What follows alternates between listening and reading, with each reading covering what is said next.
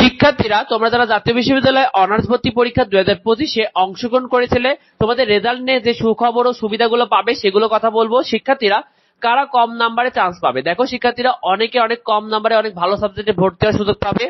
উপজেলা পর্যায়ের কলেজগুলোতে অনেকে 115 থেকে 120 নাম্বারেও অনেক ভালো সাবজেক্ট পাবে প্রথম মেরিটে। এর কারণ কি দেখো, জাতীয় বিশ্ববিদ্যালয়ে প্রতি বছরই অধিকাংশ শিক্ষার্থী তারা প্রথম আবেদনের জন্য জেলা পর্যায়ে বা বিভাগীয় পর্যায়ে ভালো কলেজগুলো ভালো সাবজেক্টে আবেদন করে। তো এতে সেখানে দেখা যায় যে তারা ভালো জিপিএ নিয়েও কিন্তু চান্স পায় না। তো কলেজ অনুযায়ী এবছর কিরকম আবেদন পড়েছে দেখো, আমাদের তথ্য মতে কিন্তু বিভাগীয় পর্যায়ে অনেক কলেজে আবেদন পড়েছে 30 থেকে 40,000 পর্যন্ত, অর্থাৎ একটা কলেজে 30,000 থেকে 40,000 শিক্ষার্থী আবেদন করেছে। আবার অন্য জায়গায় উপজেলা পর্যায়ে অনেক কলেজে 200 থেকে 300টি মতো আবেদন পড়েছে, যেখানে কিন্তু 5 থেকে 600টি কিন্তু সিটও রয়েছে। শিক্ষার্থীরা, ভালো কলেজে কেমন নাম্বার লাগবে দেখো শিক্ষার্থীরা, এবারও কিন্তু প্রথম আবেদনে অনেকে জেলা পর্যায়ে বা বিভাগীয় পর্যায়ে আবেদন করেছে, সেখানে চান্স পেতে অনেক ভালো নাম্বার লাগবে। অনেক বিভাগীয় কলেজে কিন্তু তোমাদের চান্স পেতে 160+ পর্যন্ত লাগবে শুধুমাত্র একটি নর্মাল সাবজেক্ট পেতে। অন্যদিকে কিন্তু দেখা যাবে যে জেলা পর্যায়ে অনেক জায়গায় অনেক নর্মাল সাবজেক্ট পেতেও 150+ লেগে যেতে পারে।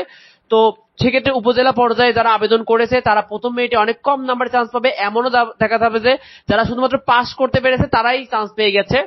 শিক্ষার্থীরা, কি কি সুযোগ পাবে এরপরও তোমাদের দেখো, প্রথম ও দ্বিতীয় মেরিট শেষেও কিন্তু অনেক কলেজে অনেক আসন ফাঁকা থাকবে, কারণ এটা যারা চয়েসের ভুলের কারণে কিন্তু উপজেলা পর্যায়ে অনেক আসন ফাঁকা থাকবে, জেলা পর্যায়ে অনেক কলেজে আসন ফাঁকা থাকবে। প্রথম রিলিজ হিসেবে তোমাদের আবেদন করার সময় কিন্তু 5 কলেজে চয়েস দেওয়া যাবে, সেখানে কোন কলেজে কোন সাবজেক্টে কতটি করে আসন ফাঁকা থাকবে সব দেখা যাবে আবেদনের সময়। এটা নিয়ে কিন্তু আপডেট থাকবে আমাদের চ্যানেলে। শিক্ষার্থীরা, গুচ্ছের বিশ্ববিদ্যালয়ে কিন্তু ভর্তি কার্যক্রম এখনো শুরুই হয়নি, গুচ্ছতে কিন্তু অনেক শিক্ষার্থী চলে যাবে।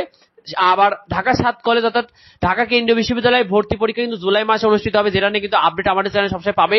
সেখানেও কিন্তু অনেক আসন রয়েছে, যেটা কিন্তু পাবলিক বিশ্ববিদ্যালয়, এখানেও অনেক শিক্ষার্থী কিন্তু চলে যাবে। এবং তারপরে দেখা যাবে যে অনেক ভালো কলেজে কিন্তু অনেক আসন ফাঁকা হয়ে যাবে, যেখানে অনেকে অনেক সুযোগ পেয়ে যাবে। শিক্ষার্থীরা, কারা অনার্সে ভর্তির সুযোগ পাবে না দেখো, যারা ভর্তি পরীক্ষায় তোমরা 35 নাম্বার তুলতে পারবে না তারা কিন্তু ফেল বলে গণ্য হবে। এই ক্ষেত্রে যদি তোমার জিপিএ ভালো থাকে সেক্ষেত্রেও কিন্তু তুমি অনার্সে আবেদন করতে পারবে না।